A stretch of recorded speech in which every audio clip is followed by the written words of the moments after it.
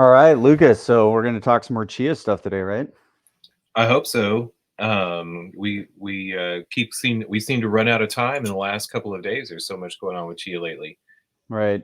And the nice thing about starting something new is we got a little bit more stuff to figure out. So here we go. We got the whole crew reassembled, not just you and me. We got Rusty and Ed joining us here. Rusty, Ed, good morning. Um, yeah, good to have Morning, everybody guys. here. Any problems? Any problems, Edward? Getting into the show today? No, I'm on my backup phone, and this one worked, fortunately. So I noticed one of the interesting things that came up. There was another free form discussion with Bram Cohen yesterday. Did either of you get a chance to catch that? One of the things that came up, and I think we should throw that on the screen today as well, was that there was roadmap updates, and so I think going through some of those and dissecting that would be interesting to do as well. No, I didn't know. I saw that. Oh, I thought it was a scheduled upcoming discussion, but I didn't hear it. So interesting. I Oh did wait, see. did I get the date wrong? Was it today? That there I know there's some kind of a new discussion or something Yeah. that's Oh, going on. Yeah, I thought it was. I thought it Clyde was. Wall. Yeah, Clyde Wallace did it a few hours, 12 hours ago. So Aha. Did you catch it, Ed? Did you get a chance to listen to it? yeah, it was good, really good actually. Bram was feeling a bit under the weather, which wasn't why it was good, but he was talking about some different sort of topics you wouldn't normally expect him to talk about, such as how he would book Chia in a sci-fi film in the future. That was the last question, and also Steve Stepp had a good question about uh, what film was Bram's favorite screen-written sci-fi film. So you'll have to watch it to get his answer. It was pretty interesting though. um, what about did they get to the roadmap? I don't- I had some time yesterday to read, but I wasn't in a place where I could listen. But I did go over the roadmap. Did they get to any of that in the interview, Edward? Can't remember hearing about the roadmap. No, I'm curious what's on it. A couple of things, Grant. Maybe you would probably be a better one to address it. And I noticed that it was going to be addressing some incorporation for the warped green system for a browser cloud-based wallet. Oh, there we go. We could go by the cloud wallet in Q2. Um, and yes, the secure enclave for um, for Apple devices. What did you think about these new protocols they're adding, Grant? All right, well, let's just go through some of it because I think some of these things have been discussed before. So the first one, the iOS Signer app, this one has been discussed quite a bit with respect to it being on the roadmap. So I know that it has been a priority, but essentially this does is it uses the secure enclave. So that's what this part is talking about, where it says Apple Secure Enclave. That means that it's using the internal key management system. And so how this part of the iOS device works is you can ask the secure enclave to create you a public private key pair, and it doesn't allow you to export the private key. The only thing you can ask it to do is to give you the public key associated with it. The other thing you can ask it to do is sign a message. So it has the ability to do certain types of interactions, and it doesn't allow you to take the key off the device. So um, that's why it's saying the private key is not accessible to the user on this card. So essentially, what this thing is intended to be used with is something like the custody tool. So the Chia custody tool, essentially, the way it works is you can have multi-sig, and you have certain number of people that have to sign to do a coin spend. And so it would be something like this that would work either with the custody tool or with something like Warp.Green, where you have a number of people who have to coordinate on signing that allows you to do a certain type of coin spend on Chia. And then once everybody is signed, then the coin spend can be submitted to the blockchain and be done. So that's the point of this. And I think to some extent they already have something like this that's in existence. When we were talking to Yakuhido about the warp.green bridge, I asked why they needed Ozone, and it was essentially for this. Like they needed the ability to do signing. And so Ozone has already done this. So if you needed to do this, you could do it with Ozone already. And Ozone is Ozone browser based? I've never used it, but Nope, Ozone is Flutter. It uses Chia crypto utils. oh, okay. Congratulations. Well, does the so will the use of the secure enclave as a custody device also, does that get to part of this notion of maybe say having your phone and a Tamgon wallet, maybe a flipper or some other device like holding different keys too, that you'd have to bring them together to access one of your vaults?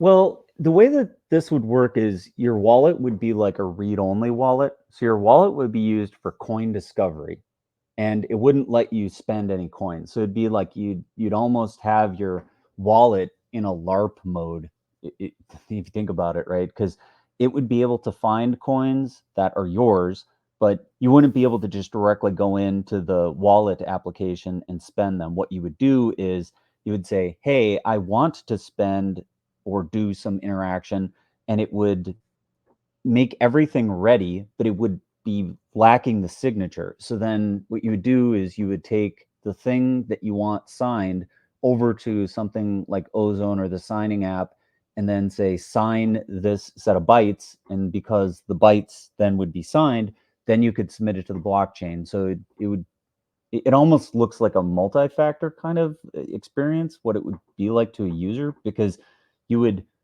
have an intent for something you would want to do, and that in the wallet would allow you to sort of construct the intent, but it wouldn't allow you to finalize it until you took it over to something like the Signer app and then put the signature on it for the coin spend, and then you could go send it through.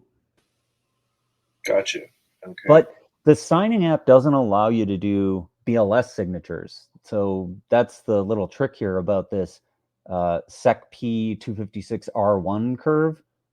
That's the tricky part here, because you can't use BLS signatures natively with the secure enclave because it doesn't support that type of key. Is the Sec P256R1, is that a lower standard of cryptography or higher than the BLS signature? Uh, Higher, lower. That one's a little outside my wheelhouse to give an assessment. I mean, BLS has some very particular properties that allow you to do interesting stuff. Like it allows you to do aggregated signatures and some other interesting types of stuff that different types of signature technology didn't allow you to do. So you catch me a little off guard with that question. I'm not like a cryptographer, so it's a little hard for me to assess or to say, one signature type is better than another and to do like a side by side comparison. I bet somebody has done one, but I don't have that right off the top of my head.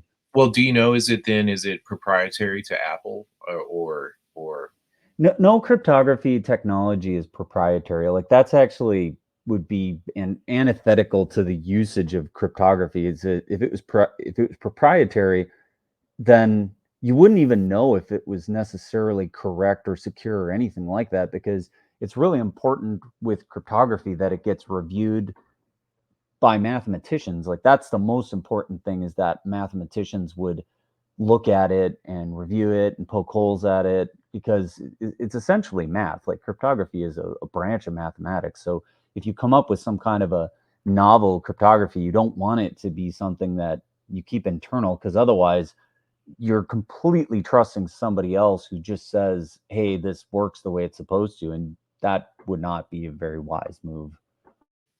gotcha? Sounds like high hocus pocusry. Um, Well, what about some of the other additions on the roadmap? Well, so Cloud Wallet, this one is interesting. I hadn't really seen this one before. Let's see, maybe we can just click. Yeah, okay. So this looks like maybe it's a competitor with Gobi, right? Some sort of a web-based wallet, and it looks like it's fairly, full featured. So it looks like that's what is being attempted here. You know, access from a web browser, and I would imagine that this could work with the Signer app.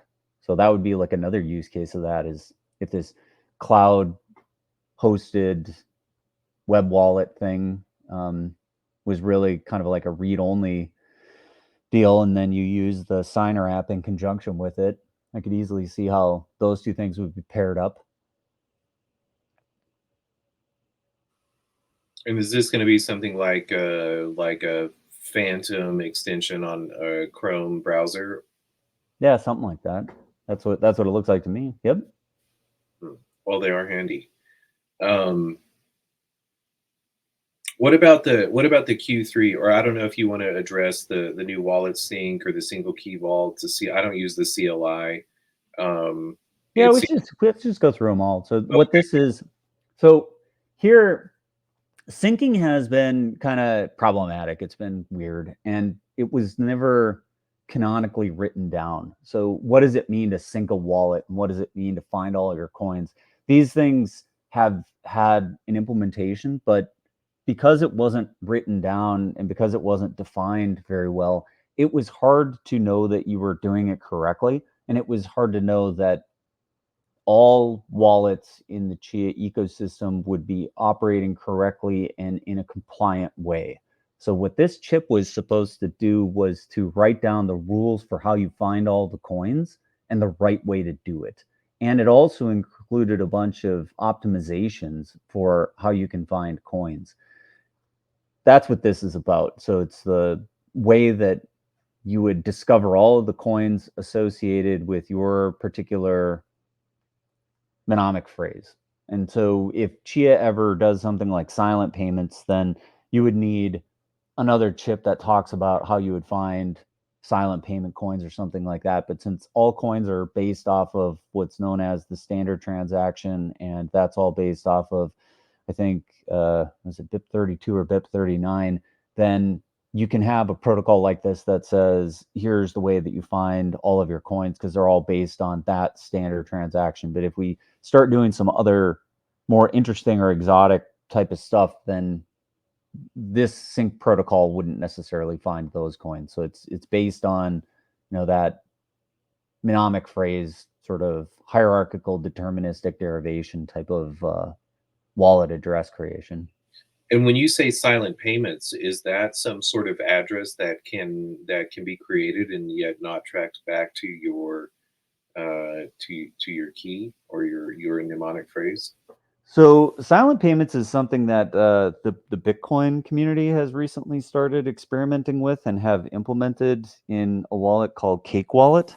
So Cake Wallet has support for silent payments, and essentially it's kind of a neat thing. What it does is it uses the specific coin and the specific block, and based on the coin and the block, it will construct a payment, and therefore you can find it because you know what key it's using, but there's no way to track it back to your silent payment public key.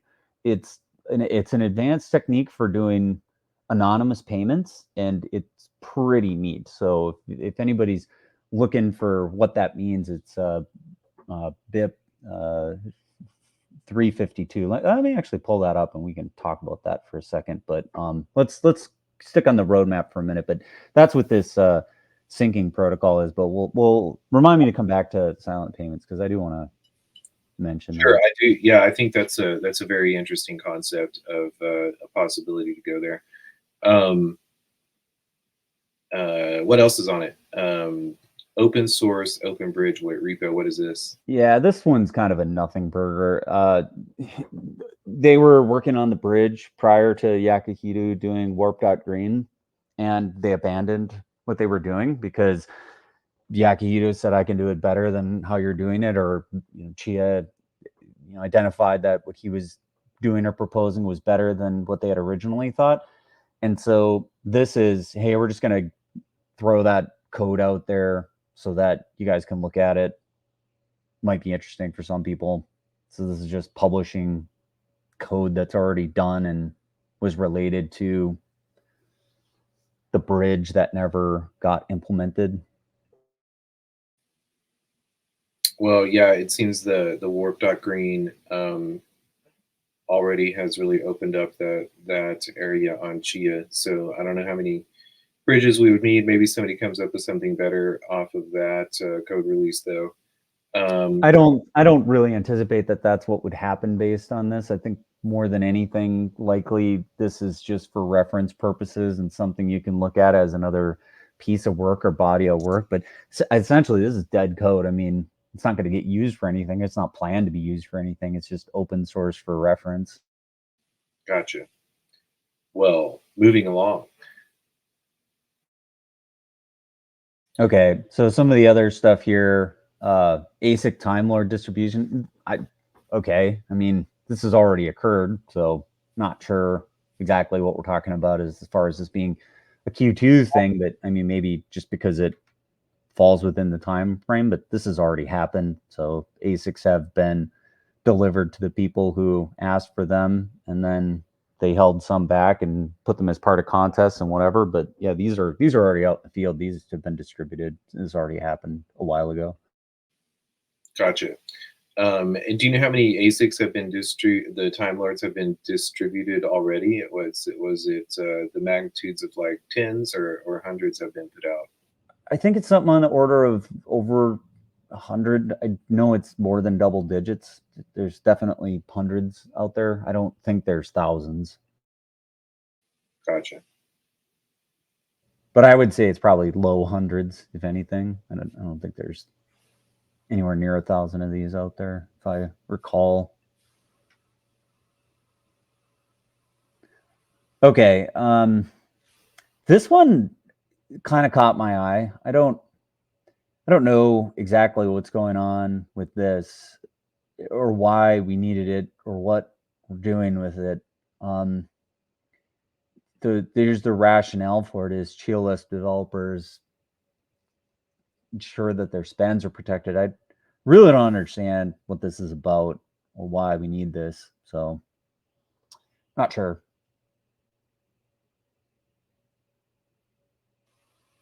Greek to me. Some kind of internal Chia-less upgrade, but it's interesting that it requires a soft fork that's not going to come until Q3. So lots of soft forking happening on Chia, and as we've discussed, there's hard forks on the horizon related to consensus as well.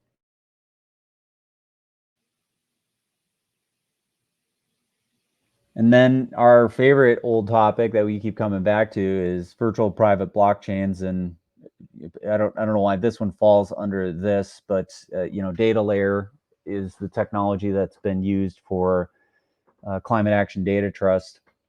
And Michael Taylor has proposed a new way to do data layer that he's working with a developer on to get some new Chia lists written to allow for some of the stuff that he's run into. So now we're going to have two data layer standards, one used by CAD-T and then one used by Michael Taylor's distributed internet project. So this one, apparently there's some problem with getting keys and values. This is one of the key operations in data layer, and it's not paginated. And this has been a problem with a whole raft of Chia protocols, is that if you have too big of a result set in whatever you query for on the network, that you don't have the ability to chunk it into pieces so that it doesn't exceed certain maximum sizes. So for instance, imagine that you just used one address over and over again on Chia, and you had thousands and thousands and thousands of coin spends. If you wanted to sync a wallet that only ever used one address, at some point you would end up with so much data that would need to be put into a single interaction with the blockchain that it would be too big to fit inside of the underlying protocol that we use, which is TCP/IP or WebSockets. And therefore, if that packet of data is too big, then you'll get a max size exceeded error when you try to interact with it. And so what pagination allows you to do is to chunk it into pieces and say, give me 50 of the result sets, and then I'll ask you for the next 50, and then I'll ask you for the next 50, which allows you to break it into pieces so that you don't just get an error and that it doesn't work. And apparently data layer didn't think about pagination, and so now they have to add it in, and that's what this is. So this is very minor type of thing, but it looks like a performance optimization for certain types of things that are going on within CAD-T. You mentioned, I mean, we talked about the hard fork yesterday extensively, but we haven't talked about data layer versus the effect of GPU mining. I'm assuming a hard fork will preserve the data layer portion, promote the data layer portion of Chia. Is that an issue as we're looking at more GPU mining, like a dearth of hard drive space, or does the GPU mining like open up part of the hard drive space network? Like, are you familiar with any of that tension in the ecosystem? I don't know that it relates to data layer particularly. I don't think those two things are related. Data layer is just a protocol that lives on top of the Chia blockchain, so it sort of lives at the application tier, and it doesn't really intersect with the consensus in any way. Okay, just checking in.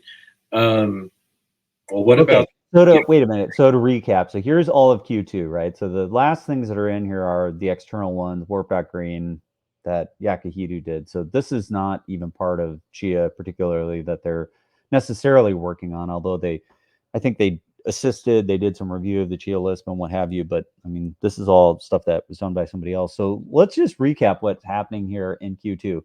So we've got a performance optimization on data layer. They already distributed the time lords, something we don't fully understand, but it's soft work in for Q3, putting out some data that nobody's really going to use. So really, the main things are these three, and this signer app. This one's been on the roadmap quite a bit and keeps getting pushed. So this is, I don't know, this seems thin. What's your thought here, Lucas? I'm not seeing a ton here as far as like roadmap stuff. This seems really light. Well, I mean, yes, I'm glad to see the cloud wallet. I know that the data layer has been just following Michael Taylor, something that is a burgeoning aspect of Chia. I would guess that, like, given the problems that they've had with the concern, the discussion of the GPU mining versus hard drive farming, might be taking up a lot of time, notice. I mean, we also know that they had to cut back on their staff recently. I don't know, like what sort of innovations are you looking for? Like where are your what are your druthers and wants, like, with regards to the chain right now? That's a tough question. I mean, like, what would I prefer to see CNI work? I don't know. I hadn't really thought about that question because I'm not sure that I would ever be able to influence their roadmap. So I totally unprepared for that question. Sorry, I don't know. I'll tell you mine. I mean, and I guess the data layer part is most interesting to me. I'm also I really hope that CNI, whether it be hard fork, or some other way that they address the GPU mining, I think it's very important to keep the the consensus of the chain towards farming rather than grinding. Um, and I also, uh, you know, Chia is again, it's programmable coins. I don't know of any other blockchain out there that has a programmable coin set model. To me, that is the greatest of the matches to see, there's DID. I wish we would see more with DID verifiable credentials, as you mentioned that. But going back to the programmable coins, the whole world is talking about central CBDCs, and there's a great political hand wringing about them. And maybe it's not something that Chia wants to be talking or discussing about, but if those are to happen, we want them on a public system that is resilient, as resilient as possible to manipulation by any party. And that seems to me to be Chia. So I wish that there was more open discussion about what that might look like, if they're having any discussions with various nation states. And that's what I'm always like, put my ear to the railroad tracks waiting for, and I don't hear much of it. So I guess that's my druther. And I don't know. I don't see CBDC relations, or we talk about the AutoCAD, and that seems to be like an acceptable form of a monetary solution to discuss. But there are so many out there, and I don't know. I don't see discuss a conversation with the Indonesian central bank, or the um, Uruguayan central bank, and I wish that we Yeah, had. I don't know that it would show up on the roadmap though. I mean, unless they're building a piece of technology that enables that, and then that allow you to, I don't know, Well, determine that that's actually what's being worked on. and I mean, perhaps this isn't the place to see it, but whenever I see, like, improvements in Chia and part of that discussion, it's just I never hear that anywhere, and that's what most interests me, because to me, we also have the likes of Citadel and BlackRock, who are talking about tokenizing assets, et cetera, et cetera. And if they were going to be using any existing technology, which I would assume that they would probably best be doing, I don't know. Maybe there's quote unquote real money out there to start something new and start from scratch, but it would seem to me better that they would be picking up on the best technology that's out there. So that's that's I that's where that's what I wonder when I read these things, and I'm trying to read between the lines for. So one thing that I don't see, even though it was discussed, where is the Chia Gaming release in Q4 2024? Yeah, no state payment channels or state channels. No Chia Gaming, no poker, not on the roadmap. So my prediction for Q1 of 2025 seems maybe that's on point, or maybe they're going to update this later. Who knows? Hmm. Well, maybe is that enough to talk about for the Chi update, or is there anything in there? I mean, the DID and the verifiable credentials. Um, Well, VCs are not on here. I mean, DID is here. Oh wait, update to. Oh, I see. Yeah.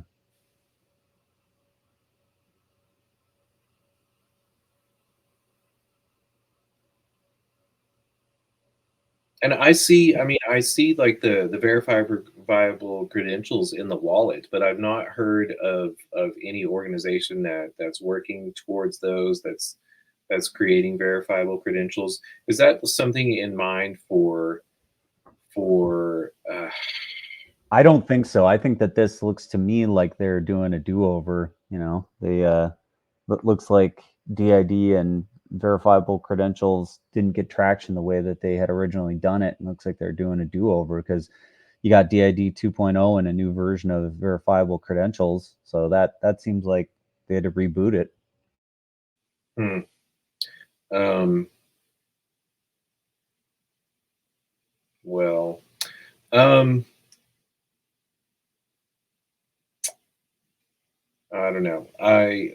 This looks interesting though. I think that this part here, as we've discussed, offers is kind of the key feature in Chia that's sort of very interesting right now. So being able to do these three things right here looks very interesting from a trading perspective. You know, just putting on my, if I was going to have a discussion with Ayla for some of the other guys that are heavily into trading, this to me looks like it's setting up something that is unique within Chia, because replace by fee, what this allows you to do is very easily say, I've got a coin spend, and that coin spend, for whatever reason, is not going through, or I want to include some additional stuff in here. So this is part of the way that Tibet Swap currently works. It's doing replace by fee nominatively. So that's why sometimes if you go into the AMM on Chia, what you'll see is that it can give you this warning, fee really high, don't try to do this right now, wait for a little bit, because if lots of people are trying to use the AMM, then each time you have another person that wants to use it before it's actually been submitted to the chain, you actually have to do this. You have to do replace by fee and say, okay, I'm going to take everything that was done before, I'm going to add my stuff in there. And so you're aggregating a bunch of spends together, but each time you have to up the fee.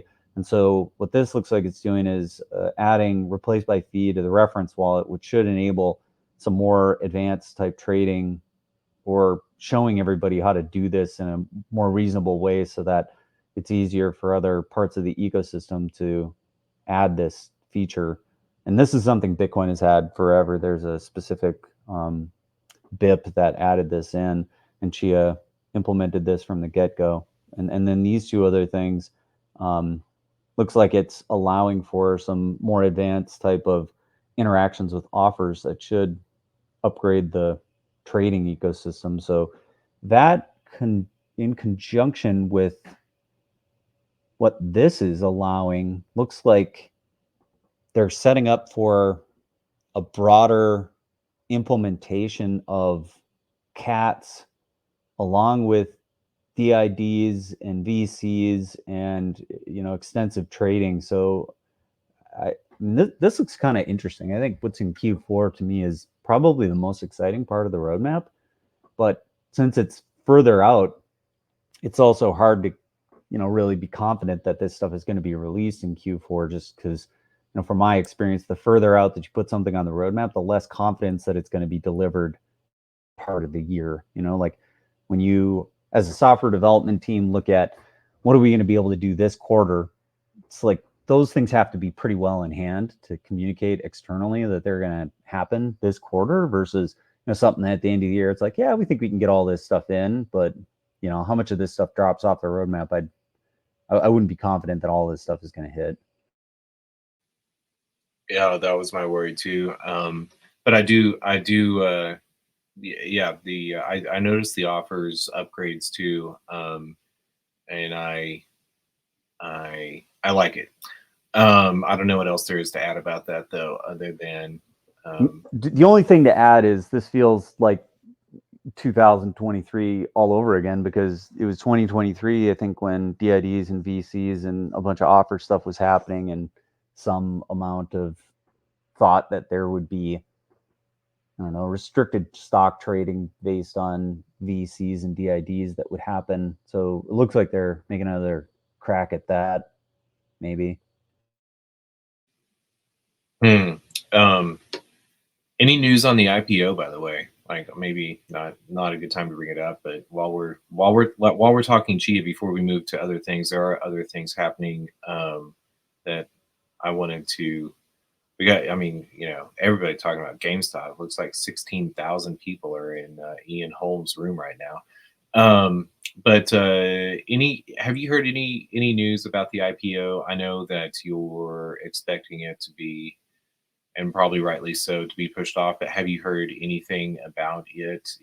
I haven't been tracking. I've been little bit busy and distracted especially the last couple of days. But have you seen any? It always gets asked, and nothing ever really gets said. The best answer I got was from Chia's legal counsel, Thomas Chow. So he did a Zoom call and asked for questions, and I asked a question related to this, and I asked a question not when IPO, which never is going to get answered. Like if you just ask that question, like when IPO, the answer will be soon TM, and that's it. Like you're not going to get a good answer. So instead of asking for that question, I said, given that there's an IPO sentiment that's happening, right? Reddit went to IPO. There have been other, pretty substantive IPOs that have happened in 2024.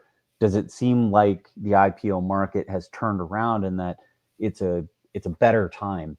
And he said that he didn't think it was, that not yet. So that to me was a signal that the IPO isn't happening even this year, and that the earliest we should probably expect it would be Q1 of 2025, maybe even Q2 of 2025. So that's me purely speculating based on something that Thomas Chow said in the Zoom meeting that they had.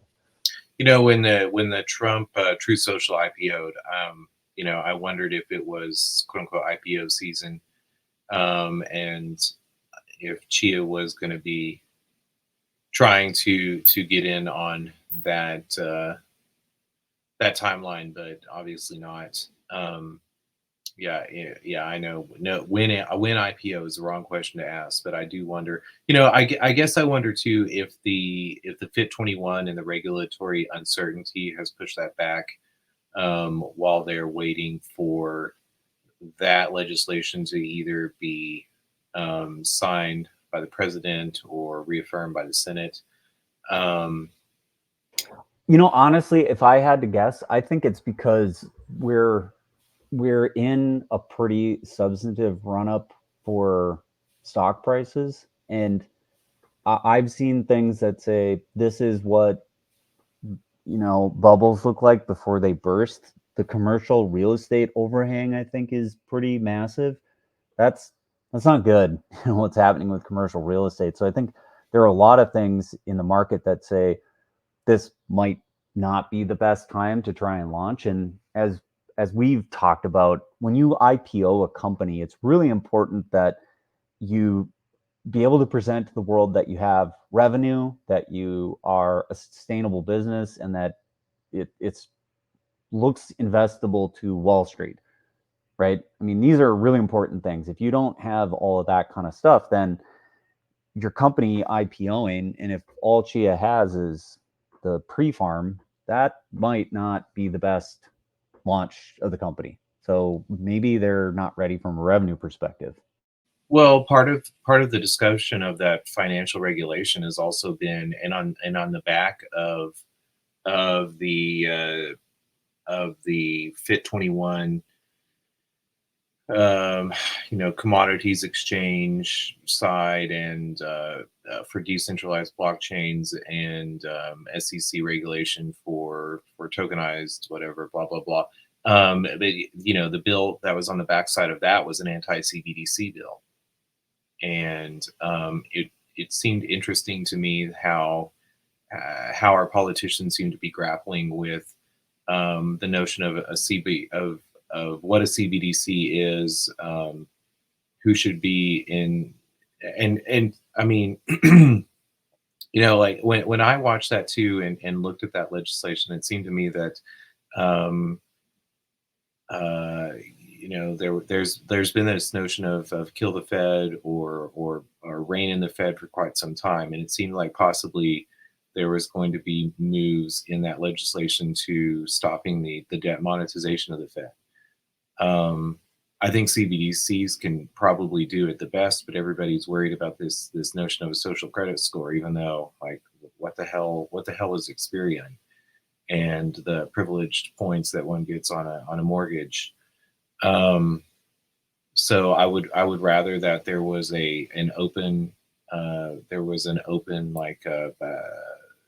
protocol that brought more of that to light, rather than this political denial that it doesn't already exist.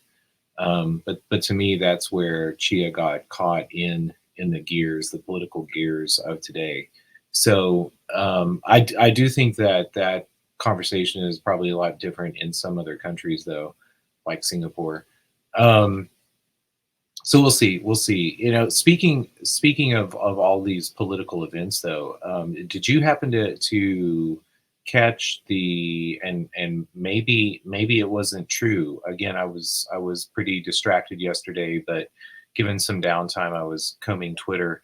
Did you happen to see that Russia may have dispatched 4 warships and a nuclear sub to their good friend Cuba? No, well, I did see that they were doing something in Cuba. I didn't hear the nuclear part. I mean, are all their subs nuclear or just some subset? Oh, I would guess that some subset. I would guess that. Yeah, yeah, right. I don't. I'm not that kind of eschatologist that. You always can tell that I'm a mathematician because I use words like subset, just like throw it out there just randomly. It's like that's a like I just can't even avoid it. It's like it just immediately comes like right out of my mouth without even thinking about it. I want to be. I want to update my profile to say set theorist. Um, I don't know. I don't know what the numbers on their nuclear subs are. I do know that Russia has nuclear capability and that it was not part of an original agreement at the downfall of the Soviet Union to be inviting the Ukraine to to NATO, and that there was supposed to be some sort of to. I mean, to me, what this looks like is a quid pro quo of Putin saying the things that you're asking to do in Russia to put your bases so close to our country. We want to flip the script. And Rusty, I know you're in the Marines. Possibly you have some thoughts here too. But I was not surprised to also see, as our theaters of war and Mattis notably said, that the United States doesn't have the military during the Trump administration, the military to be fighting on 2 theater wars. It's certainly not like at full capacity. And it seems now that we've stretched ourselves to the Ukraine, to the Middle East, to Taiwan, and it seemed like a pretty to open up another theater right at our doorstep too. We've also seen because we've also seen an election in Mexico. And we haven't had the best of relations on our southern border for quite some time. And a far left candidate in, I can't remember her name actually, but a far left candidate in Mexico, and longtime animosity between between the United States and Cuba. Too bad we don't have Hirotoshi in here. Also, I'm sure he would have some thoughts about that. But Rusty, did you see any of that? Do you have any thoughts about the military positioning that we're seeing right now? I try to stick out of it too much with the what's going on with the politics that's going on right now in the different military positions. I do know that it's never really well to start a war on two fronts and to be trying to do multiple battles within a certain war. Um, the ones we have today, I just I see that the more politically bound, and if we try to get into those tangents, it might not be where we want to go with the stream. I have a really weird view of the military after serving, and so I don't know if I want to start getting into my tangents. Oh, Rusty, I love politics, and I love all tangents, but I don't know, Grant. You can make the call there. I see that you found the I don't know where you saw this, the gaming primitive. Like here, it seems to have the poker and the rock paper scissors. Um, but go ahead. Well, I was poking around just to see if I could find it. And so I was just like, oh, what else is here? What's in shipped and what's in future? So where I found this was if you go to under consideration, it's the top one in under consideration. So yeah, it's there it is. At least it's on the roadmap. That's good. That's exciting. Well, maybe it's been too volatile of figuring out those L2 state channels, and so they moved it off of the quarterly planning. I think it's a 2025 release at the earliest. Hmm.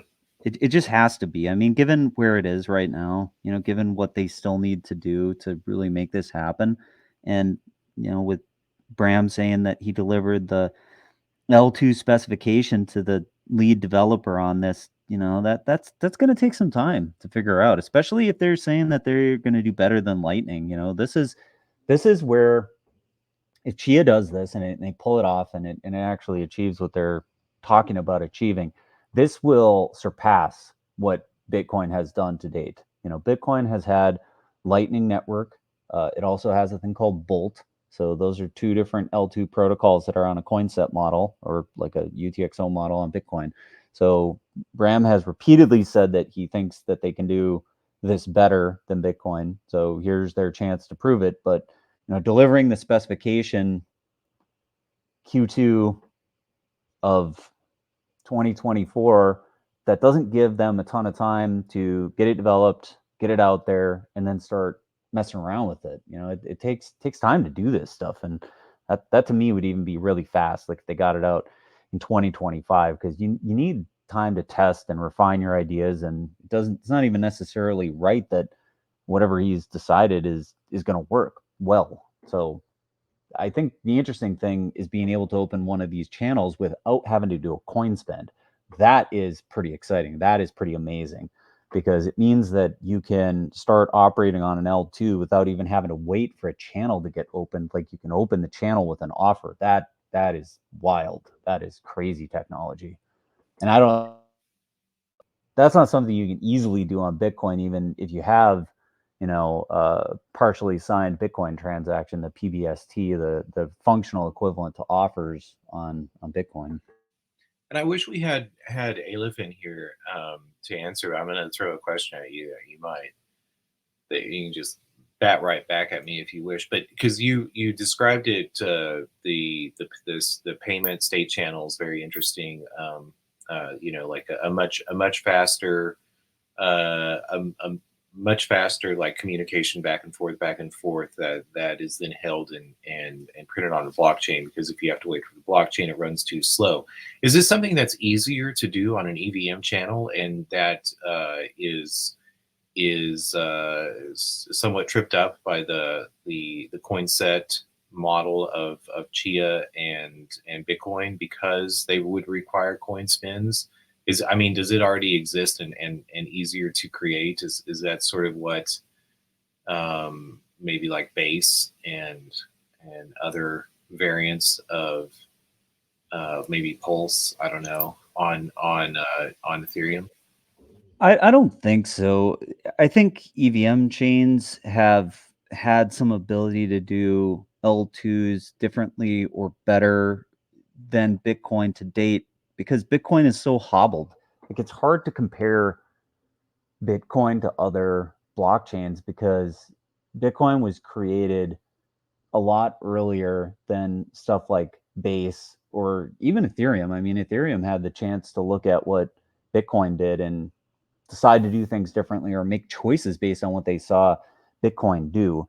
And it wasn't just a straight clone of Bitcoin in any way. Like, it wasn't just a copy of it. Like, it was a novel L1 that did something different.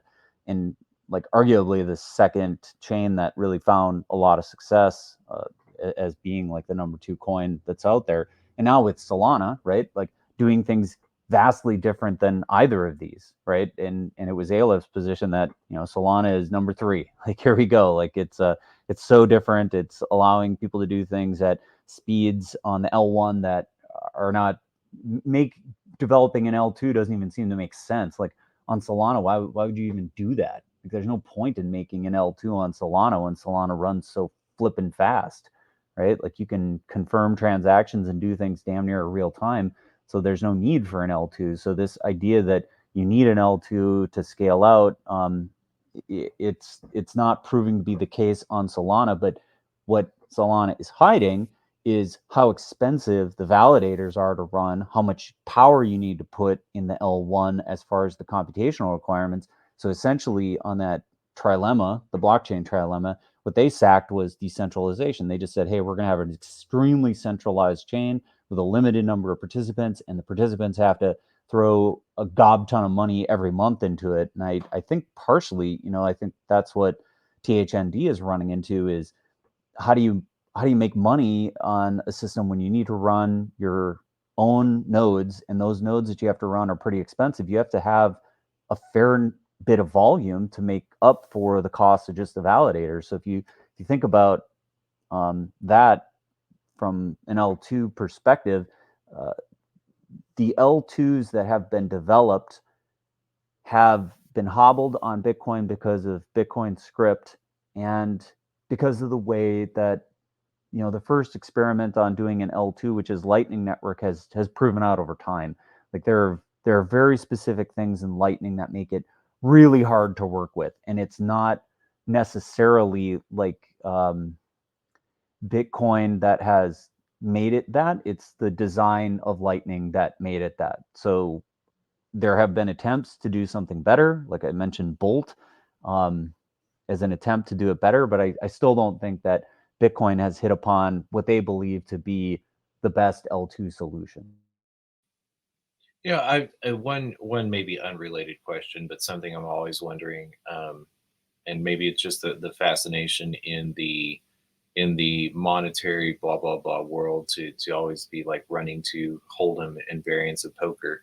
Why not euchre? Why not bridge? Why not hearts? There seem to me to be a lot of games out there that have a greater. I mean, did Windows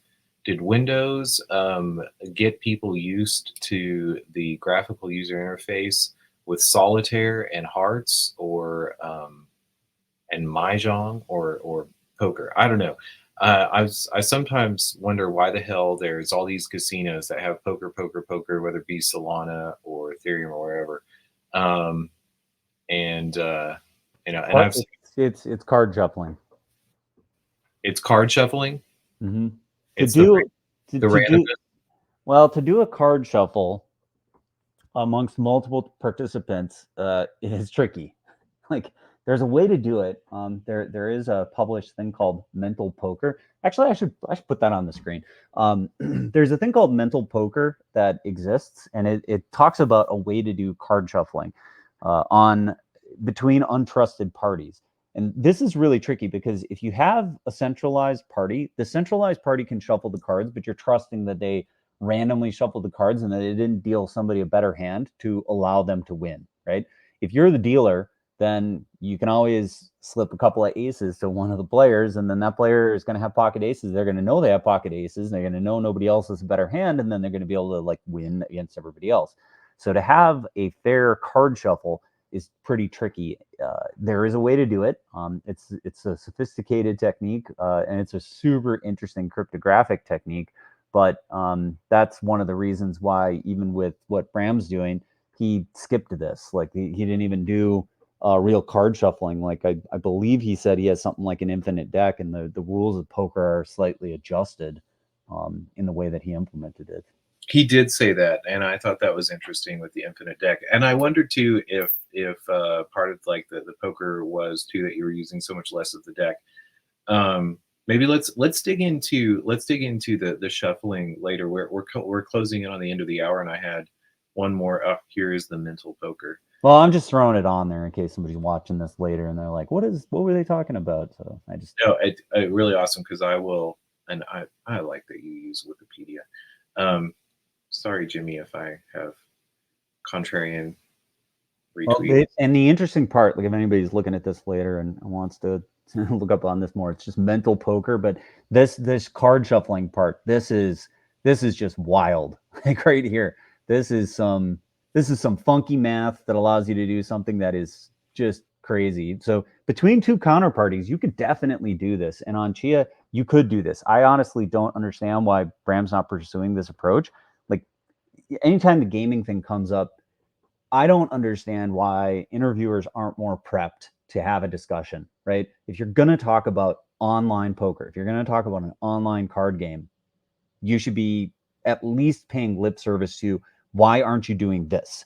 Like that is the first question that should come up, because if you're going to do something that is ostensibly card based, you have to mention why you're not doing this, because this seems to be the obvious way to do it.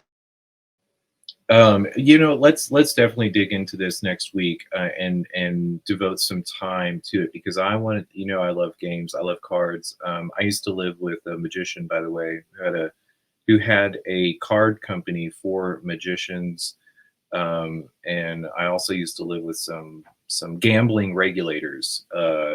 So there's some interesting ways to cheat in the real world, and I've wondered like how networks could get around some of those ways. But one last question before we close it out that I wanted to pick your brain on was GameStop. I know you've been keeping an eye on there. Any thoughts to what's going on with GME, Roaring Kitty, etc., especially as we close out the week? And I know it's been an exciting one for what he revealed last week in Reddit on his positions. Two really big things that happened overnight. Insane price action. So at night, I think we peaked out at something like $67 per share, which made Roaring Kitty a billionaire on paper, which is crazy. Then GameStop announced earnings early. So they were supposed to announce on the 11th, but they announced and then said that they're going to sell another 75 million shares. So that brings the total outstanding shares up to 420 million, which is part of the regard math, the sacred math, 420. Like, I don't know if that was intended, but it sure seems like it was probably planned, because I don't know how you exactly land on that number without signaling to the world that you're making one of the magic numbers out there. And then today, just explosive volume, like 100-something million shares were traded in the first 10 minutes of GameStop trading today. Wow. Wow. And will there be any like revelation of positions, of short positions at the end of today? I know that they're supposed to close out on Friday. I think the live stream is happening in 1 hour. Noted. Live stream with Ian Holm or with Roaring Kitty? Roaring Kitty's live stream. I think the live stream starts here at like 10 o'clock. I got a post here on the Telegram that says it's starting here at 10 o'clock, and they got 133,000 people waiting for it. Wow. Okay. Yeah, so it starts in 1 hour, right? Like 1 hour from now? According to what they were posting on the Telegram, it starts at 10 o'clock. I said Warren Kitty live stream in 18 minutes, and that was posted 13 minutes ago. Yeah. Okay. Well, happening right as soon as we end. So we'll get to hear the curious nature of time zones. Yeah, in a couple of minutes. So I will. I'll be tuning in and listening to that. Maybe we can. Is the 300 Telegram going to be having something going on in the background with that, Rusty, as everyone listens in? I don't think that we have anything planned for it. I know that there's probably going to be a lot of people interested in seeing what's happened. There has been definitely a lot of calls made by the bot on random coins that people have decided to come out with, trying to piggyback off of it. But I don't think we're doing anything specific for it. Well, maybe Grant, Rusty, I'll reach out to y'all and I don't know. It'd be fun to have a group of people watching this, or maybe I'll just put it on my phone and walk around. But in my real life, like very few people, like even those that I know who trade constantly in the stock market, they are not paying attention. I have to go find degens to find anyone who is paying attention to GME. But we're on the end of the hour. Grant, I don't know if you want to play us out with any music, or if you want to just close it. What do you think? Yep, I can play us out. You can hear me okay? I just switched mics, so just let me know if that sounds all right. Yeah, I can hear you great. What are you playing for us? If we're gonna be rugging it during or after the song, what you got for us? Well, I'm playing something for you. I got to imagine you already know these guys, the drive-by truckers. You know those guys? Oh yeah, I do. Okay, so I know that this is probably something that's right up your alley. So I thought, since you usually play us out, it's a song that I love by a band that I think is super cool from the era when the lead singer was somebody I really liked, or was it their lead guitarist? But he left, and I can't remember his name right off the top of my head. Oh shoot, I don't know. I just listened to them. They weren't. I don't know the members of the band. Play it out, and we'll be back 11 a.m. on Monday. Rusty, thanks for joining us. Edward had to drop out. Grant, great conversation. Enjoyed it. Learned a lot. I'll see you on Monday. See you Monday.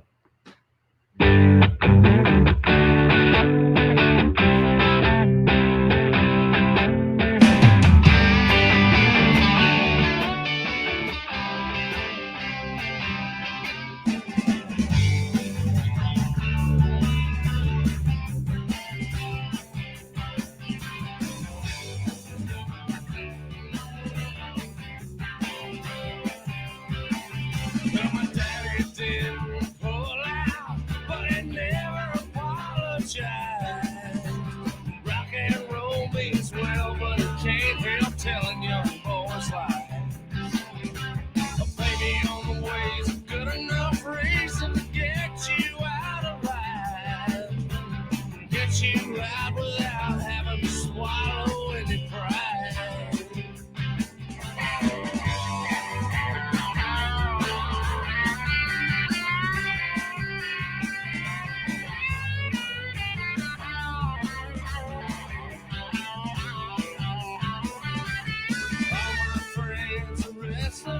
All they do is talk it down.